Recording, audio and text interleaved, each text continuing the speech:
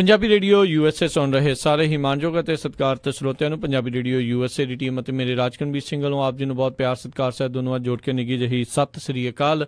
ਸਭ ਨੂੰ ਜੀ ਆਇਆਂ ਨੂੰ ਆਖਦੇ ਹਾਂ। ਸੋਤੇ ਪ੍ਰੋਗਰਾਮ ਦੇ ਵਿੱਚ ਆਪ ਸਭ ਦਾ ਸਵਾਗਤ ਹੈ। ਖਬਰ ਤੇ ਨਜ਼ਰ ਪ੍ਰੋਗਰਾਮ ਲੈ ਕੇ ਹਾਜ਼ਰ ਹੋ ਚੁੱਕੇ ਹਾਂ ਅਤੇ ਮੇਰੇ ਨਾਲ ਪ੍ਰੋਗਰਾਮ ਦੇ ਵਿੱਚ ਇਸ ਟਾਈਮ ਜੁੜ ਚੁੱਕੇ ਨੇ ਮਿੰਟੂ ਗੁਰੂਸਰੀਆ ਜੀ ਮਲੋਟ ਸਟੂਡੀਓਜ਼ ਤੋਂ। ਮਿੰਟੂ ਜੀ ਨਿੱਘੀ ਜੀ ਆਇਆਂ ਨੂੰ ਪਿਆਰ ਭਰੀ ਸਤਿ ਸ੍ਰੀ ਅਕਾਲ ਜੀ। ਜੀ ਸ਼ੁਕਰੀਆ ਜੀ, ਸਾਰਿਆਂ ਨੂੰ ਸਤਿ ਸ਼੍ਰੀ ਅਕਾਲ।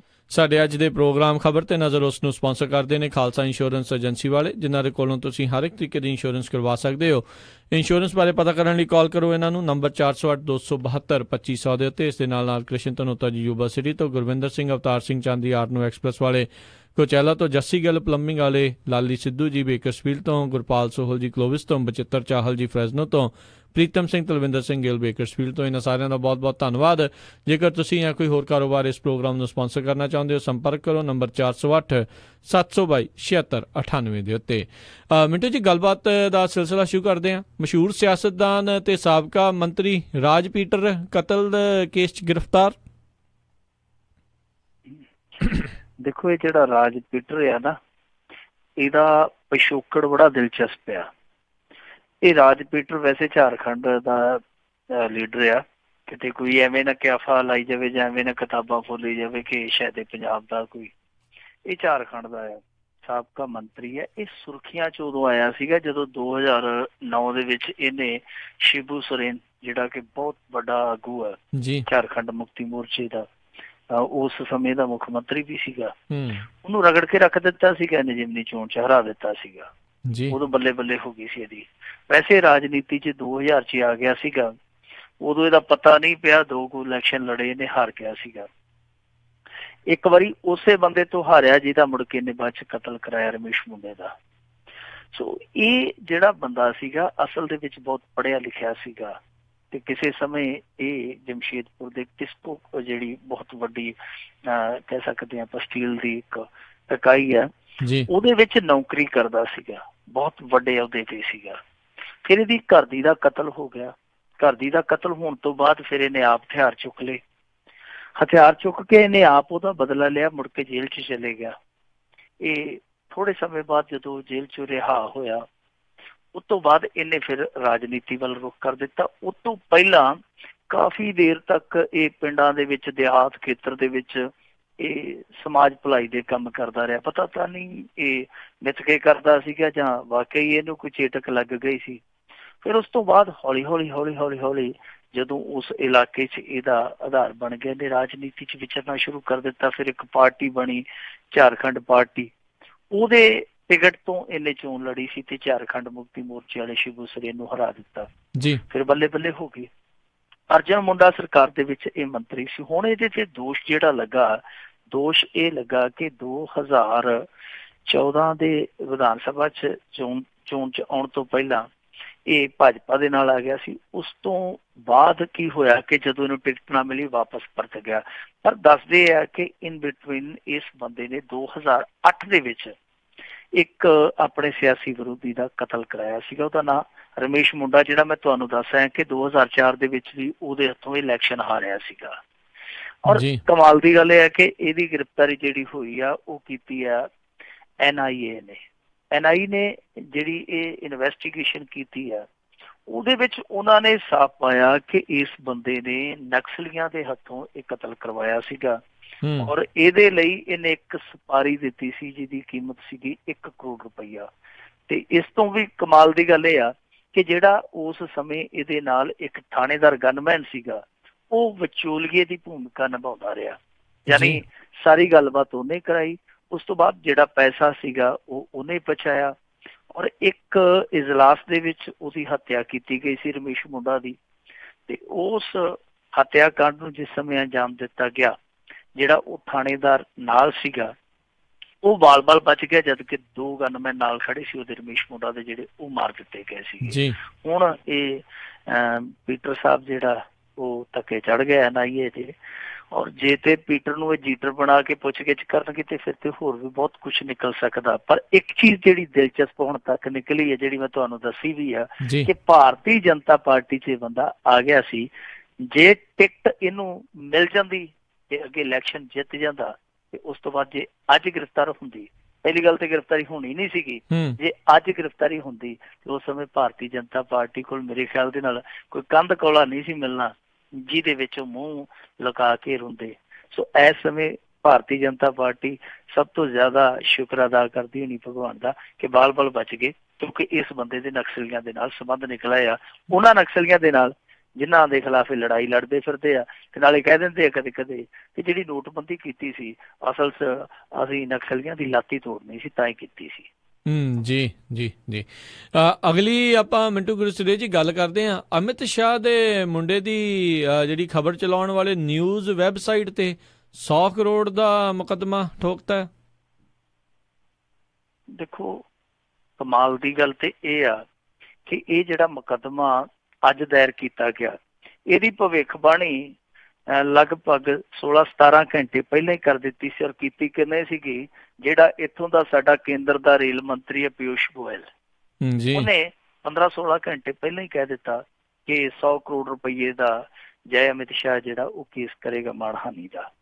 ਕਮਾਲ ਦੀ ਗੱਲ ਆ ਕਿ ਇੱਕ ਬੰਦਾ ਜਿਹੜਾ ਨਾ ਕੋਈ ਮੈਂਬਰ ਪਾਰਲੀਮੈਂਟ ਆ ਨਾ ਕੋਈ MLA ਆ, ਉਹਦੀ ਵਕਾਲਤ ਕੌਣ ਕਰਨ ਡਿਆ? ਰੇਲਵੇ ਮੰਤਰਾਲਾ ਜੀ, ਰੇਲਵੇ ਮੰਤਰਾਲਾ। ਔਰ ਰੇਲ ਦਾ ਮੰਤਰੀ ਮਤਲਬ ਕਿ ਸਰਕਾਰ, ਉਸ ਬੰਦੇ ਦੀ ਆ ਕੇ ਪੈਰਵਾਈ, ਜਿਹੜਾ ਬੰਦਾ ਨਾ ਕਿਸੇ ਸੰਵਿਧਾਨਕ ਅਹੁਦੇ ਤੇ ਹੈ, ਨਾ 3 ਚੋਂ ਨਾ 13 ਚੋਂ ਨਾ ਪਲੇਰਾਂ ਚੋਂ ਨਾ ਸਪੀਰਾਂ ਚੋਂ, ਉਹਦੀ ਵਕਾਲਤ ਕਰਨ ਡਿਆ ਕੇਂਦਰੀ ਮੰਤਰੀ। ਕੇਂਦਰੀ ਮੰਤਰੀ ਸਰਕਾਰ ਦੀ ਤਰਜਮਾਨੀ ਕਰਦਾ। ਇਹਦਾ ਮਤਲਬ ਕਿ ਸਰਕਾਰ ਨੇ ਪਹਿਲੇ ਐਲਾਨ ਕਰ ਦਿੱਤਾ ਸੀਗਾ ਕਿ ਜਿਹੜੀ ਵੈਬਸਾਈਟ ਨੇ ਇਸ ਨਿਊਜ਼ ਨੂੰ ਚਲਾਇਆ ਅਸੀਂ ਉਹਦੀ ਬੋਲਤੀ ਬੰਦ ਕਰ ਦਿਆਂਗੇ। ਤੇ ਹੋਇਆ ਵੀ ਏਦਾਂ ਹੀ। ਐਗਜ਼ੈਕਟ 100 ਕਰੋੜ ਰੁਪਈਏ ਦਾ ਹੀ ਡੈਫਾਮੇਸ਼ਨ ਦਾ ਕੇਸ ਪਿਆ ਵਾ। ਇਹਦਾ ਮਤਲਬ ਹੈ ਕਿ ਪਿਊਸ਼ ਗੋਇਲ ਜੋ ਬੋਲਦਾ ਪਿਆ ਸੀ ਉਹ ਇੱਕ ਤਰ੍ਹਾਂ ਨਾਲ ਅਮਿਤ ਸ਼ਾਹ ਦੇ ਪ੍ਰਾਈਵੇਟ ਵਕੀਲ ਦੀ ਤਰ੍ਹਾਂ ਉੱਥੇ ਗੱਲ ਕਰਦਾ ਪਿਆ ਸੀ, ਨਾ ਕਿ ਰੇਲ ਮਿਨਿਸਟਰ ਦੇ ਤੌਰ ਤੇ। ਜੀ ਦੂਜੀ ਗੱਲ ਜਿਹੜੀ ਹੈ ਇਸ ਸਾਰੇ ਘਟਨਾਕ੍ਰਮ ਦੇ ਵਿੱਚ ਉਹ ਇਹ ਆ ਕਿ ਦੇਖੋ ਜਿਹੜਾ ਦਾ ਵਾਇਰ ਹੈ ਨਾ, ਉਹਨੇ ਅੱਗੇ ਵੀ ਇਸ ਤਰ੍ਹਾਂ ਦੀਆਂ ਬਹੁਤ ਸਾਰੀਆਂ ਸਟੋਰੀਆਂ ਛਾਪੀਆਂ ਜੀ। ਔਰ ਇੱਕ ਅਮਿਤ ਸ਼ਾਹ ਦੀ ਜਿਹੜੀ ਸਟੋਰੀ ਛਪੀ ਸੀਗੀ ਮੀਡੀਆ ਦੇ ਵਿੱਚ ਆਈ ਸੀਗੀ ਜਦੋਂ ਇਹਨੇ ਹੁਣ ਰਾਜ ਸਭਾ ਦੀ ਚੋਣ ਲੜੀ ਆ, ਉਹਦੇ ਵਿੱਚ ਉਹ ਬੜੀ ਚਰਚਿਤ ਖਬਰ ਰਹੀ ਸੀਗੀ ਕਿ ਜਿਹੜਾ 2012 ਵਾਲਾ ਇਹਦਾ ਹਲਫਨਾਮਾ, ਹੁਣ ਜਿਹੜਾ 2017 ਵਾਲਾ ਹਲਫਨਾਮਾ, ਇਹਨਾਂ ਦੋਨਾਂ ਹਲਫਨਾਮਿਆਂ ਦੇ ਵਿੱਚ ਜੋ ਇਹ ਸਮਾਂ ਸੀਗਾ 5 ਸਾਲ ਦਾ, ਇਸ ਸਮੇਂ ਦੇ ਦੌਰਾਨ ਅਮਿਤ ਸ਼ਾਹ ਦੀ 300% ਦੀ ਜਾਇਦਾਦ ਵਧੀ ਆ। ਉਹ ਖਬਰ ਦਾ ਵਾਇਰ ਨੇ ਵੀ ਚਲਾਈ ਸੀਗੀ। ਕਮਾਲ ਦੀ ਗੱਲ ਹੈ ਕਿ ਜਿਹੜੀਆਂ ਵੱਡੀਆਂ ਵੱਡੀਆਂ ਅੰਗਰੇਜ਼ੀ ਅਖਬਾਰਾਂ ਸੀਗੀਆਂ ਉਹਨਾਂ ਦੀਆਂ ਵੈਬਸਾਈਟਾਂ ਤੋਂ ਉਹ ਖਬਰ ਉਤਰ ਗਈ ਸੀ ਦੂਜੇ ਦਿਨ। ਦਾ ਵਾਇਰ ਅੜਿਆ ਰਿਹਾ। ਹੁਣ ਦਾ ਵਾਇਰ ਪਹਿਲਾਂ ਹੀ ਇਹਨਾਂ ਦੇ ਕਿਤੇ ਨਾ ਕਿਤੇ ਨਾ ਰੜਕਦਾ ਸੀਗਾ ਅੱਖ ਦੇ ਵਿੱਚ। ਉਹ ਸਮਾਂ ਆ ਗਿਆ ਹੁਣ ਇਹਨਾਂ ਨੇ ਰੜ ਕੱਢਣ ਦੀ ਕੋਸ਼ਿਸ਼ ਕੀਤੀ ਆ। ਪਰ ਇਹਦੇ ਵਿੱਚ ਇੱਕ ਚੀਜ਼ ਵੇਖਣ ਵਾਲੀ ਹੋਰ ਵੀ ਆ। ਜਿਹੜੀ ਪੱਤਰਕਾਰ ਬੀਬੀ ਨੇ ਇਹ ਸਟੋਰੀ ਕੀਤੀ ਆ ਉਹਦਾ ਨਾਂ ਆ ਰੋਹਿਣੀ ਸਿੰਘ। ਰੋਹਿਣੀ ਸਿੰਘ ਉਹੀ ਬੀਬੀ ਪੱਤਰਕਾਰ ਆ ਜਿਹਨੇ ਰਾਬਰਟ ਵਾਡਰਾ ਵਾਲਾ ਜ਼ਮੀਨ ਵਾਲਾ ਜਿਹੜਾ ਘੁਟਾਲਾ ਸੀ ਉਹ ਕੱਢ ਕੇ ਬਾਹਰ ਲਿਆਂਦਾ ਸੀਗਾ। ਉਸ ਸਮੇਂ ਉਸ ਬੀਬੀ ਨੂੰ ਕਿਹਾ ਜਾਂਦਾ ਸੀਗਾ ਬੱਲੇ ਬੱਲੇ ਬੱਲੇ, ਪੱਤਰਕਾਰ ਤਾਂ ਜੇ ਜਿੰਦਾ ਹੈ ਤਾਂ ਇਹਨਾਂ ਚੰਦ ਪੱਤਰਕਾਰਾਂ ਦੇ ਸਿਰ ਤੇ ਜਾਂਦਾ। ਇਹ ਕਹਿੰਦੇ ਸੀ ਭਾਰਤੀ ਜਨਤਾ ਪਾਰਟੀ ਵਾਲੇ। ਹੁਣ ਇਹਨਾਂ ਦਾ ਜਿਹੜਾ ਟਰੋਲ ਟੋਲਾ ਉਹਦੇ ਮਗਰ ਪਿਆ ਫਿਰਦਾ, ਕੋਈ ਧਮਕੀ ਦੇਈ ਜਾਂਦਾ, ਕੋਈ ਕੁਛ ਕਰੀ ਜਾਂਦਾ, ਕੋਈ ਕੁਛ ਕਰੀ ਜਾਂਦਾ। ਇਹਨਾਂ ਨੇ 100 ਕਰੋੜ ਦਾ ਡੈਫਾਮੇਸ਼ਨ ਦਾ ਕੇਸ ਪਾਇਆ ਉਸ ਬੀਬੀ ਪੱਤਰਕਾਰ ਤੇ ਵੀ, ਸੰਪਾਦਕ ਤੇ, ਔਰ ਜਿਹੜਾ ਉਸ ਨਿਊਜ਼ ਪੋਰਟਲ ਦਾ ਮਾਲਕ ਹੈ, ਤਿੰਨਾਂ ਤੇ ਕੇਸ ਪਾ ਦਿੱਤਾ। ਚਲੋ ਹੁਣ ਸੱਚ ਝੂਠ ਦਾ ਨਖੇੜਾ ਹੋਣਾ ਉਹ ਹੋਏਗਾ ਅਦਾਲਤ ਦੇ ਵਿੱਚ। ਕਿਹਦੇ ਤੱਥ ਜਿਹੜੇ ਆ ਉੱਥੇ ਵਜ਼ਨਦਾਰ ਸਾਬਤ ਹੁੰਦੇ ਆ, ਕਿਹਦੀਆਂ ਦਲੀਲਾਂ ਜਿਹੜੀਆਂ ਉੱਥੇ ਜਾ ਕੇ ਝੂਠੀਆਂ ਪੈਂਦੀਆਂ ਉਹ ਸਮਾਂ ਦੱਸੂਗਾ। ਪਰ ਜਿਸ ਤਰੀਕੇ ਨਾਲ ਇੱਥੇ ਕੇਂਦਰੀ ਮੰਤਰੀ ਆਇਆ ਉਹ ਤੇ ਕਮਾਲ ਦੀ ਗੱਲ ਆ। ਏਦਾਂ ਲੱਗਦਾ ਸੀਗਾ ਕਿ ਜਿਵੇਂ ਉਹ ਵਾਇਰ ਨੂੰ ਨਹੀਂ ਕਹਿ ਰਿਹਾ, ਉਹ ਦੂਜਿਆਂ ਨੂੰ ਕਹਿ ਰਿਹਾ ਕਿ ਹੁਣ ਤੁਸੀਂ ਬਚੋ, ਕਿਤੇ ਤੁਸੀਂ ਨੰਗੀ ਵਾਇਰ ਨੂੰ ਨਾ ਹੱਥ ਪਾ ਲਿਓ, ਨਹੀਂ ਤੇ ਤੁਹਾਡੇ ਨਾਲ ਵੀ ਬੁਰੀ ਕਰਾਂਗੇ। ਪਰ ਇਹਦੇ ਵਿੱਚ ਇੱਕ ਚੀਜ਼ ਹੋਰ ਵੇਖਣ ਵਾਲੀ ਆ। ਦੇਖੋ ਇਹਨਾਂ ਨੇ ਵਾਇਰ ਵਾਲਿਆਂ ਨੇ ਕੁਝ ਸਮਾਂ ਪਹਿਲਾਂ ਅਡਾਨੀ ਦੀ ਇੱਕ ਸਟੋਰੀ ਕੀਤੀ ਸੀਗੀ ਕਿ ਕਿੱਦਾਂ ਅਡਾਨੀ ਹੋਰੀ ਬਾਹਰੋਂ ਯੰਤਰ ਮੰਗਾਉਂਦੇ ਆ ਆਪਣੇ ਪ੍ਰੋਜੈਕਟਾਂ ਲਈ, ਉਹਦੀ ਬਿਲਿੰਗ ਦੇ ਵਿੱਚ ਹੇਰਾਫੇਰੀ ਕਰਕੇ ਕਿੱਦਾਂ ਆਪਣਾ ਜਿਹੜਾ ਬਲੈਕ ਮਨੀ ਹੈ ਉਹ ਬਾਹਰ ਭੇਜਦੇ ਆ। ਉਹ ਸਾਰਾ ਖੁਲਾਸਾ ਵਾਇਰ ਨੇ ਕੀਤਾ ਸੀਗਾ। ਉਹਦੇ ਵਿੱਚ ਕੀ ਹੋਇਆ ਸੀਗਾ ਕਿ ਇੱਕ ਪੱਤਰਕਾਰ ਦੀ ਨੌਕਰੀ ਚਲੇ ਗਈ ਸੀ। ਵਾਇਰ ਨੂੰ ਇਹਨਾਂ ਨੇ ਵਾਰਨ ਕੀਤਾ ਸੀਗਾ ਕਿ ਤੁਹਾਡੇ ਤੇ ਅਸੀਂ ਮੁਕੱਦਮਾ ਠੋਕਾਂਗੇ, ਤੁਸੀਂ ਇਹ ਲੇਖ ਹੈ ਜਿਹੜਾ ਆਪਣੀ ਵੈਬਸਾਈਟ ਤੋਂ ਚੱਕ ਦਿਓ। ਇਹ ਉਦੋਂ ਵੀ ਅੜ ਗਏ ਸਨ। ਇਹਨਾਂ ਨੇ ਕਿਹਾ ਸੀਗਾ ਕਿ ਨਹੀਂ, ਅਸੀਂ ਜੋ ਸ਼ਾਇਆ ਕਰ ਦਿੱਤਾ ਸੋ ਸ਼ਾਇਆ ਕਰ ਦਿੱਤਾ, ਤੁਸੀਂ ਜੋ ਕਰਨਾ ਸੋ ਕਰ ਲਓ। ਹੁਣ ਇਹ ਕਮਾਲ ਦੀ ਗੱਲ ਆ ਕਿ ਉਸੇ ਅਡਾਨੀ ਦੇ ਖਿਲਾਫ ਆਸਟ੍ਰੇਲੀਆ 'ਚ ਪ੍ਰੋਟੈਸਟ ਹੋਣ ਡਏ ਆ, ਔਰ ਇੱਕ ਥਾਂ ਨਹੀਂ। ਜਿੰਨੇ ਵੀ ਅਸੀਂ ਟੈਲੀਵਿਜ਼ਨ ਦੇ ਵਿੱਚ, ਕਿਉਂਕਿ ਅਸੀਂ ਤਾਂ ਆਸਟ੍ਰੇਲੀਆ ਗਏ ਨਹੀਂ, ਟੈਲੀਵਿਜ਼ਨ ਦੇ ਵਿੱਚ ਜਿੰਨੇ ਵੀ ਨਾਂ ਸੁਣਦੇ ਆ, ਜੀ ਬ੍ਰਿਸਬੇਨ ਆ, ਫਲਾਣਾ ਢਮਕਾਣਾ, ਉਹਨਾਂ ਸਾਰੇ ਸ਼ਹਿਰਾਂ ਦੇ ਵਿੱਚ ਹੀ ਉੱਥੇ ਪ੍ਰੋਟੈਸਟ ਹੋਣ ਡਏ ਆ ਅਡਾਨੀ ਦੇ ਉਲਟ। ਔਰ ਕਮਾਲ ਦੀ ਗੱਲ ਹੈ ਕਿ ਉਹਨਾਂ ਦਾ ਜਿਹੜਾ ਟੈਲੀਵਿਜ਼ਨ ਚੈਨਲ ਹੈ ACB, ਉਹਨੇ ਇੱਕ ਡਾਕੂਮੈਂਟਰੀ ਚਲਾਈ ਹੈ ਬਕਾਇਦਾ ਅਡਾਨੀ ਦੇ ਖਿਲਾਫ ਜੀ। ਸੋ ਸਾਰਾ ਕੁਛ ਹੈ ਜਿਹੜਾ ਉੱਥੇ ਦਿਖਾਇਆ ਜਾ ਰਿਹਾ। ਹੁਣ ਜਿਹੜੇ ਅੰਗਰੇਜ਼ੀ ਚੈਨਲ ਉੱਥੇ ਦਿਖਾਈ ਜਾਂਦੇ ਆ, ਆਸਟ੍ਰੇਲੀਆ ਦੇ ਚੈਨਲ ਜਿਹੜੇ ਇਹਨਾਂ ਦੇ ਪ੍ਰੋਜੈਕਟਾਂ ਦੀ ਨੁਕਤਾਚੀਨੀ ਕਰੀ ਜਾਂਦੇ ਆ, ਉਹਨਾਂ ਤੇ ਕੋਈ ਮੁਕੱਦਮਾ ਨਹੀਂ ਹੈ। ਜੇ ਉਹਨਾਂ ਦੀ ਕੋਈ ਟਰਾਂਸਲੇਟ ਕਰਕੇ ਇੱਥੇ ਸਟੋਰੀ ਛਾਪ ਦਿੰਦਾ, ਉਹਨੂੰ ਕਹਿ ਦਿੰਦੇ ਕਿ ਅਸੀਂ ਤੈਨੂੰ ਧੱਕ ਦਿਆਂਗੇ, ਅਸੀਂ ਤੈਨੂੰ ਧੱਕ ਕੇ ਰੱਖ ਦਿਆਂਗੇ। ਸੋ ਇਹ ਅਜੀਬੋ ਗਰੀਬ ਜੀ ਇੱਕ ਸਨਕ ਸਵਾਰ ਹੋ ਗਈ ਹੈ ਇਹਨਾਂ ਦੇ ਸਿਰਾਂ ਤੇ ਅਸੀਂ ਕਿਸੇ ਨੂੰ ਬੋਲਣ ਨਹੀਂ ਦੇਣਾ। ਕਹਿਣ ਦਾ ਭਾਵ ਹੈ ਕਿ ਅਸੀਂ ਕਿਸੇ ਨੂੰ ਬੋਲਣ ਨਹੀਂ ਦੇਣਾ। ਵਾਇਰ ਵਾਲੇ ਜਿਹੜੇ ਆ ਉਹ ਕਾਫੀ ਲੰਮੇ ਸਮੇਂ ਤੋਂ ਅੜੇ ਆਉਂਦੇ ਸੀਗੇ, ਹੁਣ ਉਹਨਾਂ ਦਾ ਜਿਹੜਾ ਇਹ ਰੁਖ ਆ ਕੀ ਇਹ ਬਰਕਰਾਰ ਰਹਿੰਦਾ ਹੈ ਜਾਂ ਇਹ ਹਾਵੀ ਹੁੰਦੇ, ਸਮਾਂ ਦੱਸੂਗਾ। ਪਰ ਇੱਕ ਚੀਜ਼ ਹੋਰ ਬੜੀ ਮੈਨੂੰ ਦੁਖਦੀ ਹੈ ਇਸ ਸਾਰੇ ਪ੍ਰਕਰਨ ਦੇ ਵਿੱਚ, ਉਹ ਇਹ ਹੈ ਕਿ ਮੀਡੀਆ ਜਿਹੜਾ ਉਹ ਮੀਡੀਆ ਦੇ ਨਾਲ ਨਹੀਂ ਖੜਿਆ, ਮੀਡੀਆ ਜਿਹੜਾ ਉਹ ਦੂਸਰੀ ਸਾਈਡ ਲੈ ਗਿਆ। ਕਿਸੇ ਨੇ ਵੀ ਇਸ ਮੁੱਦੇ ਤੇ ਚਰਚਾ ਨਹੀਂ ਕੀਤੀ ਕਿ ਹਾਂ ਭਾਈ ਕਿ ਇਹ ਠੀਕ ਹੈ, ਜੇ ਕੋਈ ਗਲਤ ਕੋਈ ਲੱਗਦਾ ਤੁਹਾਨੂੰ ਕਿ ਤੁਹਾਡੀ ਕੋਈ ਇੱਜ਼ਤ ਹੱਤਕ ਹੋਈ ਆ, ਤੁਸੀਂ ਨੋਟਿਸ ਭੇਜੋ, ਅਗਲੇ ਤੋਂ ਸਫਾਈ ਤੇ ਲਓ ਘੱਟੋ ਘੱਟ। ਔਰ ਸਿੱਧੇ ਤੌਰ ਤੇ ਆ ਕੇ ਰੇਲ ਮੰਤਰੀ ਜਿੱਦਾਂ ਜੇਠਮਲਾਨੀ ਹੁੰਦਾ, ਵੈਸੇ ਇੰਨੀ ਤੇ ਮੇਰੇ ਖਿਆਲ ਦੇ ਨਾਲ ਜੇਠਮਲਾਨੀ ਨੇ ਵੀ ਕੇਜਰੀਵਾਲ ਦੀ ਪੈਰਵਾਈ ਨਹੀਂ ਕੀਤੀ ਜਿੰਨੀ ਉਹਨੇ ਆ ਕੇ ਗੱਲ ਕਰ ਦਿੱਤੀ ਆ। ਸੋ ਕਿਸੇ ਨੇ ਵੀ ਇਸ ਗੱਲ ਦਾ ਨੋਟਿਸ ਨਹੀਂ ਲਿਆ, ਮੀਡੀਆ ਦੇ ਵਿੱਚ ਚਰਚਾ ਹੀ ਨਹੀਂ ਹੋਈ। ਹਾਂ, ਇਸ ਗੱਲ ਦੀ ਚਰਚਾ ਹੋਈ ਆ ਕਿ ਵਾਇਰਲ ਠੁੱਕ ਗਏ, ਵਾਇਰਲ ਠੁੱਕ ਗਏ, ਪਰ ਇਹਨਾਂ ਨੂੰ ਨਾ ਨਸੂਰਦੀਨ ਸ਼ਾਹ ਦੀ ਫਿਲਮ ਸ਼ਾਇਦ ਇਰਾਦਾ ਚੇਤੇ ਨਹੀਂ ਹੈ, ਉਹਦੇ ਵਿੱਚ ਉਹ ਨਸੂਰਦੀਨ ਸ਼ਾਹ ਕਹਿੰਦਾ ਹੁੰਦਾ, ਉਹ ਕਹਿੰਦਾ ਕਿ ਜਲਤੇ ਘਰੋਂ ਕੋ ਦੇਖਨੇ ਵਾਲੋं फूस का छप्पर आपका है, आगे पीछे तेज हवा आगे मुकद्दर आपका है, उसके कत्ल पे मैं भी चुप था, मेरी बारी अब आई, मेरे कत्ल पर आप भी चुप हो, अगला नंबर आपका है। ਬਿਲਕੁਲ ਸਹੀ ਗੱਲ ਹੈ ਮਿੰਟੂ ਜੀ, ਇੱਥੋਂ ਹੀ ਪਤਾ ਲੱਗਦਾ ਵੀ ਮੀਡੀਆ ਕਿਹੜਾ ਰੋਲ ਅਦਾ ਕਰ ਰਿਹਾ ਉੱਥੇ ਦਾ। ਅਗਲੀ ਆਪਾਂ ਗੱਲ ਕਰੀਏ ਵੀ ਚੱਲ ਰਹੇ ਸੰਸਾਰ ਅੰਡਰ 17 ਫੁੱਟਬਾਲ ਮੁਕਾਬਲਿਆਂ ਦੌਰਾਨ ਭਾਰਤ ਦੀ ਹੁਣ ਤੱਕ ਪ੍ਰਬੰਧਾਂ ਦੇ ਮਾਮਲੇ ਵਿੱਚ ਫਜੀਹਤ। ਦੇਖੋ, ਨਾ ਤੇ ਪ੍ਰਬੰਧ ਸੂਤ ਆਉਂਦੇ ਪਏ ਤੇ ਨਾ ਸਾਥੋਂ ਫੁੱਟਬਾਲ ਸੂਤ ਆਉਂਦਾ ਪਿਆ। ਫੁੱਟਬਾਲ 'ਚ ਅਸੀਂ ਮੈਚ ਹਾਰੀ ਜਾਂਦੇ ਹਾਂ, ਇੱਧਰੋਂ ਪ੍ਰਬੰਧਾਂ 'ਚ ਅਸੀਂ ਬਾਜੀ ਉੱਚ ਹੱਥੋਂ ਪਹਿਲਾਂ ਹੀ ਛੁੱਟੀ ਹੁੰਦੀ ਹੈ। ਸਾਨੂੰ ਪਤਾ ਹੀ ਹੁੰਦਾ ਕਿ ਪ੍ਰਬੰਧ ਸਭ ਤੋਂ ਠੀਕ ਨਹੀਂ ਹੋਣੇ। 2 ਮੈਚ ਹਾਰ ਗਏ ਮੁੰਡੇ ਸਾਡੇ, ਦਿਲ ਟੁੱਟ ਗਏ ਸਾਰੇ ਫੁੱਟਬਾਲ ਪ੍ਰੇਮੀਆਂ ਦੇ। ਹੁਣ ਜਿਹੜੀ ਪ੍ਰਬੰਧਾਂ ਦੀ ਗੱਲ ਆ, ਕਿਉਂਕਿ ਫੁੱਟਬਾਲ ਦੇ ਵਿੱਚ ਭਾਰਤ ਹੈ ਜਿਹੜਾ ਬਹੁਤ ਪਛੜਿਆ ਹੋਇਆ, ਇਹਦੇ ਵਿੱਚ ਕੋਈ ਸ਼ੱਕ ਨਹੀਂ, ਕੋਈ ਦੋ ਰਾਏ ਨਹੀਂ ਕਿ ਇਹ ਤਿਆਰੀ ਕਰਦੇ ਪਏ, ਹਾਲੇ ਬਹੁਤ ਸਮਾਂ ਲੱਗੇਗਾ ਇਹਨਾਂ ਨੂੰ ਫੁੱਟਬਾਲ ਦੇ ਨਕਸ਼ੇ ਤੇ ਦੁਬਾਰਾ ਸਥਾਪਿਤ ਹੋਣ ਲਈ। ਪਰ ਪ੍ਰਬੰਧ ਤੇ ਠੀਕ ਕੀਤੇ ਜਾ ਸਕਦੇ ਆ। ਇਹ ਤੇ 7-8 ਸਾਲ ਪਹਿਲਾਂ ਹੀ ਆਯੋਜਨ ਇਹਨਾਂ ਨੂੰ ਮਿਲ ਗਿਆ ਸੀਗਾ ਕਿ ਤੁਸੀਂ 2017 ਵਾਲਾ ਜਿਹੜਾ ਅੰਡਰ 17 ਵਰਲਡ ਕੱਪ ਆ ਤੁਸੀਂ ਇੱਥੇ ਆਯੋਜਿਤ ਕਰਵਾਉਣਾ ਹੈ। ਬਾਵਜੂਦ ਇਸ ਤੇ ਕੀ ਹੋਇਆ? ਸਭ ਤੋਂ ਵੱਡੀ ਗੱਲ ਉੱਥੇ ਵੇਖਣ ਵਾਲੀ ਇਹ ਸੀਗੀ ਕਿ 2 ਦਿਨ ਪਹਿਲਾਂ ਜਦੋਂ ਪ੍ਰਧਾਨ ਮੰਤਰੀ ਖੁਦ ਜਵਾਹਰ ਲਾਲ ਨਹਿਰੂ ਸਟੇਡੀਅਮ ਦਿੱਲੀ ਦੇ ਵਿੱਚ ਹਾਜ਼ਰ ਸੀਗਾ, ਉਹਦੀ ਮੌਜੂਦਗੀ ਦੇ ਵਿੱਚ ਉੱਥੇ ਜਿਹੜੇ 27,000 ਸਕੂਲੀ ਬੱਚੇ ਬੁਲਾਏ ਇਸ ਕਰਕੇ ਗਏ ਕਿਉਂਕਿ ਪ੍ਰਧਾਨ ਮੰਤਰੀ ਆਪ ਆ ਗਿਆ, ਪਰ ਉੱਥੇ ਬੰਦੇ ਵੇਖਣ ਨਹੀਂ ਆਏ। ਜਦੋਂ ਇਹਨਾਂ ਨੇ ਵੇਖਿਆ ਤੇ ਫਿਰ ਤੱਤ ਫੱਟ ਇਹਨਾਂ ਨੇ ਸਕੂਲਾਂ ਚੋਂ ਵਿਦਿਆਰਥੀ ਬੁਲਾਏ, ਔਰ ਕਿੰਨੇ ਬੁਲਾਏ? 27,000 ਦੇ ਕਰੀਬ। 27,000 ਬੱਚੇ ਲਿਆ ਕੇ ਤੇ ਇਹਨਾਂ ਨੇ ਸਟੇਡੀਅਮ ਭਰਿਆ ਕਿ ਪ੍ਰਧਾਨ ਮੰਤਰੀ ਆਉਣਾ, ਕਿਤੇ ਖਾਲੀ ਖਾਲੀ ਉਹਦਾ ਦਿਲ ਨਾ ਹੋ ਜਾਵੇ ਖਾਲੀ ਖਾਲੀ ਵੇਖ ਕੇ। ਸੋ ਉਸ ਤੋਂ ਬਾਅਦ ਫੇਰ ਹੋਇਆ ਕਿ ਪਾਣੀ ਦਾ ਪ੍ਰਬੰਧ ਹੀ ਹੈ ਨਹੀਂ ਸੀਗਾ, ਔਰ ਉਹ ਬੱਚੇ ਪਾਣੀ ਦੀਆਂ 2-4 ਬੋਤਲਾਂ ਤੇ ਏਦਾਂ ਟੁੱਟ ਪਏ ਜਿੱਦਾਂ ਸੋਮਾਲੀਆ ਦੇ ਵਿੱਚ ਕੋਈ ਰਾਸ਼ਨ ਮਿਲ ਜਾਵੇ ਤੇ ਲੋਕ ਟੁੱਟ ਪੈਂਦੇ ਆ ਨਾ, ਏਦਾਂ ਉਹ 4-5 ਬੋਤਲਾਂ ਤੇ ਦਰਜਨਾਂ ਬੱਚੇ ਟੁੱਟਦੇ ਜਿਹੜੇ ਉਹ ਵੀਡੀਓ 'ਚ ਕੈਦ ਹੋ ਗਏ। ਇਹ ਬਹੁਤ ਵੱਡਾ ਦੁਸ਼ਪ੍ਰਬੰਧ ਸੀਗਾ ਜਿਹੜਾ ਉੱਥੇ ਵੇਖਣ ਨੂੰ ਮਿਲਿਆ ਕਿ ਤੁਹਾਡਾ ਪਾਣੀ ਪੂਰਾ ਨਹੀਂ ਹੈ, ਤੁਸੀਂ 27,000 ਬੱਚਾ ਜਿਹੜਾ ਉਹ ਗਰਾਊਂਡ 'ਚ ਵਾੜ ਲਿਆ। ਇਹ ਕੈਸਾ ਪ੍ਰਬੰਧ ਹੈ? ਫਿਰ ਇੱਕ ਚੀਜ਼ ਹੋਰ ਵੀ ਸਾਹਮਣੇ ਆਈ ਆ, ਸਾਡੇ ਬਹੁਤ ਘੱਟ ਲੋਕ ਜਾਣਦੇ ਹੋਣੇ, ਖਾਸ ਤੌਰ ਤੇ ਮੁੰਡੇ ਖੁੰਡੇ ਤੇ ਬਹੁਤ ਘੱਟ ਜਾਣਦੇ ਹੋਣੇ ਆ ਕਿ ਸਾਡੀ ਜਿਹੜੀ ਫੁੱਟਬਾਲ ਦੀ ਟੀਮ ਆ ਉਹ ਇੱਕ ਵਾਰੀ ਓਲੰਪਿਕ ਦੇ ਸੈਮੀਫਾਈਨਲ 'ਚ ਵੀ ਪਹੁੰਚੀ ਹੋਈ ਆ। 1956 ਦੀ ਜਿਹੜੀ ਓਲੰਪਿਕ ਸੀਗੀ ਨਾ, ਸਾਡੀ ਟੀਮ ਉਹ ਸੈਮੀਫਾਈਨਲ ਖੇਡੀ ਆ। ਉਸ ਟੀਮ ਦਾ ਜਿਹੜਾ ਕਪਤਾਨ ਆ ਮਿਸਟਰ ਬੈਨਰਜੀ, ਉਹ ਇਸ ਸਮੇਂ 85 ਸਾਲ ਦਾ ਹੈ। ਉਹ ਸੌਣ ਲੱਗਾ ਸੀ ਰਾਤ ਨੂੰ, 9 ਵਜ ਗਏ, ਆਪਦੇ ਬੈਡਰੂਮ ਚੱਲਿਆ ਸੀ, ਕਿਉਂਕਿ ਉਹ ਅੱਜ ਕੱਲ ਵੀਲ ਚੇਅਰ ਤੇ ਰਹਿੰਦੇ ਆ। ਉਹ ਬੈਡਰੂਮ 'ਚ ਚੱਲਿਆ ਤੇ ਉਹਨੂੰ ਅਚਾਨਕ ਕਾਲ ਆਈ ਕਿ ਭਾਈ ਤੁਹਾਨੂੰ ਕੱਲ ਨੂੰ ਪ੍ਰਧਾਨ ਮੰਤਰੀ ਨੇ ਯਾਦ ਕੀਤਾ। ਹੁਣ ਕਿਉਂਕਿ ਪ੍ਰਧਾਨ ਮੰਤਰੀ ਦੀ ਸਿਕਿਉਰਿਟੀ ਦਾ ਮਸਲਾ ਸੀਗਾ, ਇਹਨਾਂ ਨੇ ਪਹਿਲਾਂ ਡਮੀ ਡਰਿਲ ਕਰਨੀ ਸੀ, ਜਿੱਦਾਂ ਆਪਾਂ ਮੌਕ ਡਰਿਲ ਕਹਿ ਦਿੰਦੇ ਹਾਂ, ਡਮੀ ਡਰਿਲ ਕਰਨੀ ਸੀਗੀ ਕਿ ਕਿਸ ਰਸਤੇ ਲਿਜਾਇਆ ਜਾਏਗਾ ਉਹਨਾਂ ਨੂੰ।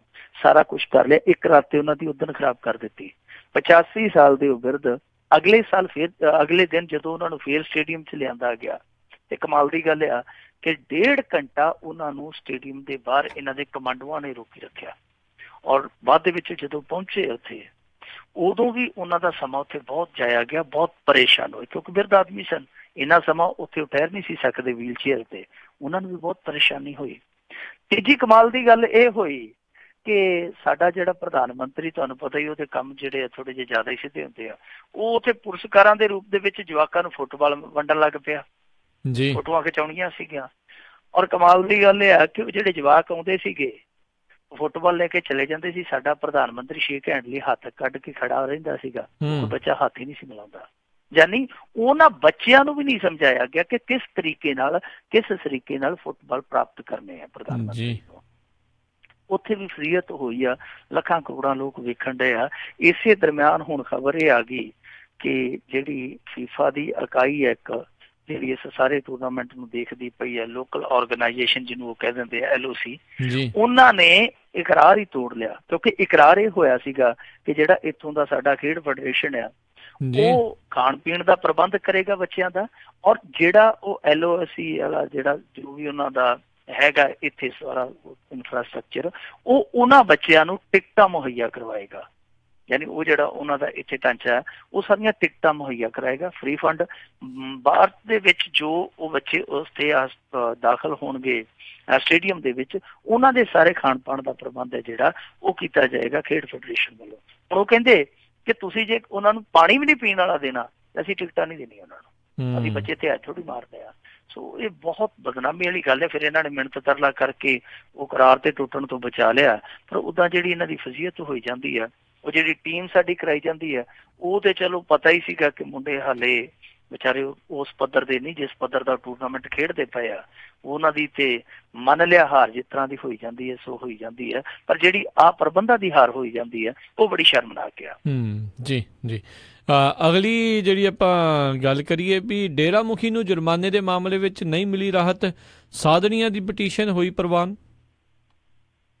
ਦੇਖੋ ਇਹ ਪਟੀਸ਼ਨਾਂ ਪ੍ਰਵਾਨ ਹੋਈ ਜਾਣੀਆਂ, ਸਾਰਿਆਂ ਦੀਆਂ ਹੋ ਜਾਣੀਆਂ, ਕਿਸੇ ਦੀ ਨਹੀਂ ਰਹਿਣੀ, ਕਿਉਂਕਿ ਅਪੀਲ ਪਾਉਣ ਦਾ ਹਰੇਕ ਨੂੰ ਅਧਿਕਾਰ ਹੁੰਦਾ, ਚਾਹੇ ਕੋਈ ਵੀ ਆ। ਇੱਥੇ ਕਸਾਬ ਦੀ ਵੀ ਅਪੀਲ ਪਾਈ ਗਈ ਸੀ, ਤੁਹਾਨੂੰ ਪਤਾ ਹੀ ਆ ਜੀ। ਸੋ ਅਪੀਲ ਸਾਰਿਆਂ ਦਾ ਅਧਿਕਾਰ ਆ। ਇਹਨਾਂ ਨੇ ਵੀ ਅਪੀਲ ਆਪਣੀ ਹੈ ਜਿਹੜੀ ਉਹ ਅੱਜ ਫਾਈਲ ਕਰ ਦਿੱਤੀ ਆ, ਜਦ ਕਿ ਸਾਧਨੀਆਂ ਨੇ ਵੀ ਆਪਣੀ ਅਪੀਲ ਜਿਹੜੀ ਆ ਉਹ ਵੀ ਫਾਈਲ ਕਰ ਦਿੱਤੀ ਹੈ। ਦੋਨੇ ਅਪੀਲਾਂ ਪ੍ਰਵਾਨ ਹੋ ਗਈਆਂ। ਰੌਲਾ ਕੀ ਸੀਗਾ? ਰੌਲਾ ਸੀਗਾ ਜੁਰਮਾਨੇ ਦਾ। ਹੁਣ ਕਿਉਂਕਿ CBI ਕੋਰਟ ਨੇ ਆਪਣੇ ਪੱਧਰ ਤੇ ਜੋ ਫੈਸਲਾ ਕੀਤਾ, ਉਹਦੇ 'ਚ ਇਹ ਲਿਖਿਆ ਗਿਆ ਕਿ ਜਿਹੜੀ ਤੁਸੀਂ ਅਪੀਲ ਕਰਨੀ ਆ ਤਾਂ ਉਸ ਤੋਂ ਪਹਿਲਾਂ ਤੁਹਾਨੂੰ ਜੁਰਮਾਨਾ ਜਿਹੜਾ ਪੇ ਕਰਨਾ ਪਊਗਾ, ਭੁਗਤਾਨ ਕਰਨਾ ਪਊਗਾ। ਇਹਨਾਂ ਨੇ ਜਾ ਕੇ ਉੱਥੇ ਗੁਹਾਰ ਇਹ ਲਾਈ ਸੀਗੀ ਕਿ ਜਿਹੜਾ ਜੁਰਮਾਨਾ ਹੈ ਉਹਨੂੰ ਸਟੇ ਕਰ ਦਿੱਤਾ ਜਾਵੇ। ਸਾਡੀ ਅਪੀਲ ਹੈ ਜਿਹੜੀ ਉਹ ਤੁਸੀਂ ਮਨਜ਼ੂਰ ਕਰ ਲਓ, ਜਿਹੜਾ ਜੁਰਮਾਨਾ ਉਹ ਸਟੇ ਕਰ ਦਿਓ। ਤਾਂ ਜਿਹੜਾ ਹਾਈ ਕੋਰਟ ਸੀਗਾ ਉਹਨੇ ਆਖਿਆ ਕਿ ਨਹੀਂ, ਇਸ ਤਰ੍ਹਾਂ ਨਹੀਂ ਗੱਲ ਬਣਨੀ। ਇਹਨਾਂ ਨੇ ਬਥੇਰਾ ਕਿਹਾ ਜੀ ਸਾਡੇ ਕੋਲ ਪੈਸੇ ਹੈ ਨਹੀਂ ਗੇ, ਜਾ ਕੇ ਮਿੰਨਤਾਂ ਤੇ ਏਦਾਂ ਕਰਦੇ ਸੀ ਜਿਵੇਂ ਮਾੜੇ ਜਿਹੇ ਘਰ ਤੋਂ ਹੋਣ ਤੇ 2-4 ਮੱਝਾਂ ਹੀ ਹੋਣ ਤੇ ਵਿਚਾਰੀਆਂ ਉਹ ਵੀ ਕਿਸੇ ਬਿਮਾਰੀ ਨਾਲ ਮਰ ਗਈਆਂ ਹੋਣ, ਦੁੱਧ ਤੇ ਗੁਜ਼ਾਰਾ ਹੁੰਦਾ ਹੋਇਆ ਹੋਵੇ ਕਿਸੇ ਘਰ ਦਾ, ਜਾ ਕੇ ਆਖੇ ਕਿ ਮੇਰੇ ਕੋਲ ਤਾਂ ਪੈਸੇ ਹੀ ਹੈ ਨਹੀਂ ਗਾ। ਉਹਨਾਂ ਨੇ ਆਖਿਆ ਕਿ ਨਹੀਂ, ਤੁਹਾਨੂੰ ਪਹਿਲਾਂ ਉੱਥੇ ਭੁਗਤਾਨ ਕਰਨਾ ਪਊ ਜੁਰਮਾਨਾ, ਫਿਰ ਉਸ ਤੋਂ ਬਾਅਦ ਤੁਸੀਂ ਆਇਓ, ਫਿਰ ਆਪਾਂ ਗੱਲਬਾਤ ਕਰਾਂਗੇ ਜੀ। ਹੁਣ ਇਹਨਾਂ ਦਾ ਜੁਰਮਾਨੇ ਵਾਲਾ ਕੰਮ ਤੇ ਸਾਫ਼ ਹੋ ਗਿਆ ਕਿ ਇਹਨਾਂ ਨੂੰ ਉਸੇ ਕੋਰਟ ਦੇ ਵਿੱਚ ਜਿੱਥੋਂ ਇਹਨਾਂ ਨੂੰ ਸਜ਼ਾ ਹੋਈ ਆ ਉੱਥੇ ਜਾ ਕੇ ਜੁਰਮਾਨਾ ਭੁਗਤਾਨ ਕਰਨਾ ਪਊਗਾ, ਫਿਰ ਅਪੀਲ ਅੱਗੇ ਚੱਲੂਗੀ। ਇਹ ਜਾ ਕੇ ਰਸੀਦ ਦਿਖਾਉਣਗੇ ਕਿ ਹਾਂਜੀ ਅਸੀਂ ਜੁਰਮਾਨਾ ਉਤਾਰ ਆਏ ਹਾਂ, ਤੇ ਫਿਰ ਅੱਗੇ ਜਾ ਕੇ ਉਹ ਅਪੀਲ ਜਿਹੜੀ ਆ ਉਹ ਪ੍ਰੋਸੀਡ ਹੋਊਗੀ।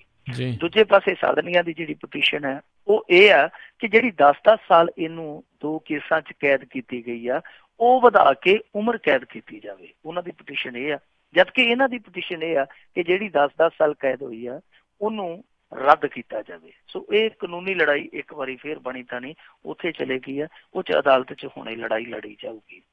ਉੱਦਾਂ ਜੇ ਜੁਰਮਾਨੇ ਦੀ ਗੱਲ ਕਰੀਏ, ਜੇ ਬਾਹਲਾ ਹੱਥ ਤੰਗ ਹੈ ਤੇ ਮੇਰੇ ਖਿਆਲ ਦੇ ਨਾਲ ਇਹਨਾਂ ਨੂੰ ਇੱਕ ਕੰਮ ਕਰਨਾ ਚਾਹੀਦਾ, 2-4 ਆਲੂਆਂ ਦੀਆਂ ਟੋਕਰੀਆਂ ਉੱਥੋਂ ਲੈ ਕੇ ਉਹਦਾ ਹੱਥ ਲਵਾ ਕੇ ਪ੍ਰੇਮੀਆਂ 'ਚ ਵੰਡਦੇ ਨੇ, ਨਾ ਕੋਈ ਜੁਰਮਾਨਾ ਇਕੱਠਾ ਹੋ ਜਾਣਾ।